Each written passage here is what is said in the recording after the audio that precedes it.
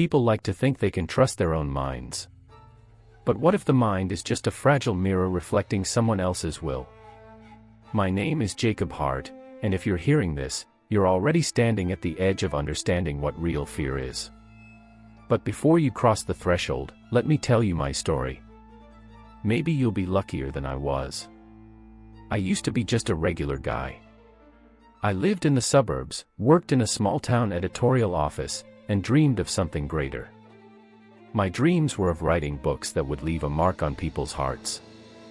The apartment I lived in looked more like an archive, drafts, old papers, and broken pencils everywhere. The fridge was stocked only with stale bread and cheap beer. One day, I went 3 nights without sleep, desperately trying to finish a story. The blank page mocked me. My brain felt like it was on fire, but it produced nothing worthwhile. That was the first time I felt the despair that would later become my constant companion. The darkness didn't come to me right away. At first, it was just a whisper, soft, like the wind outside the window, but unmistakably clear. "Do you want to change your life?" It slipped into my mind, like a memory that wasn't mine. I froze. It wasn't my voice, but the words felt as though I had spoken them myself. I turned around. In the corner of the room, where a bookshelf used to stand, a shadow was gathering. It pulsed, like a living thing. I was scared, but curiosity outweighed the fear. "Who are you?" My voice trembled. "It doesn't matter who I am. What matters is who you can become." The voice was deep, like thunder rolling in the distance. And so began my descent into darkness. The deal was simple: it would give me words, inspiration, the ability to see deeper. In return, all it asked for was a place in my mind. "I won't take anything you're not willing to give," it promised, its words dripping with sincerity. From that day, my hands flew over the keyboard. Words flowed like a river swollen with rain. Within a year, my name was known in every publishing house in New York. One bestseller followed another, and with the royalties, I bought an apartment overlooking Central Park. But the joy was hollow. More and more often, I caught myself unable to recognize my own thoughts. Sometimes I wrote things I didn't even remember creating. One night, I saw myself in the mirror.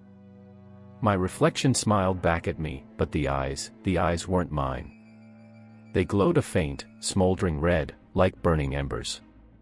"You knew what you were getting into, Jacob," it whispered. "You promised not to take anything. And I haven't. You're the one giving it all away." I couldn't argue with it.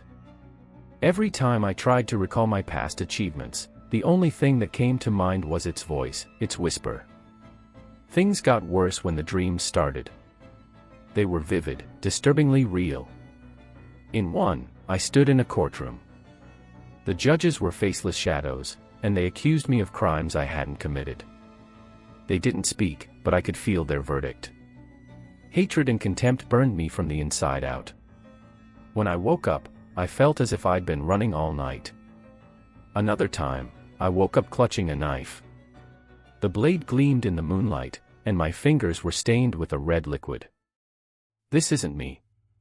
It's not me," I screamed, as if I could convince myself. "Oh, Jacob, dear. You know it all comes from you. I'm just showing you what you're capable of," it said, its voice sweet and poisonous.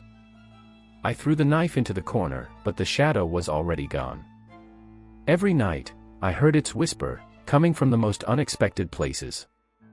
The mirror, the faucet, the walls. It wasn't just in my head anymore, it was everywhere around me. I realized I needed answers. I turned to Professor Parker, an expert in paranormal phenomena. He listened to me intently, then asked a strange question. "Have you ever tried to learn its name?" I froze. No, I'd never asked. The professor gave me the address of an old house on the outskirts of the city. "If you want to get rid of it, go there. But be ready, there might be no way back." The house was straight out of a nightmare. Creaking floors, dusty windows, the smell of rotting wood.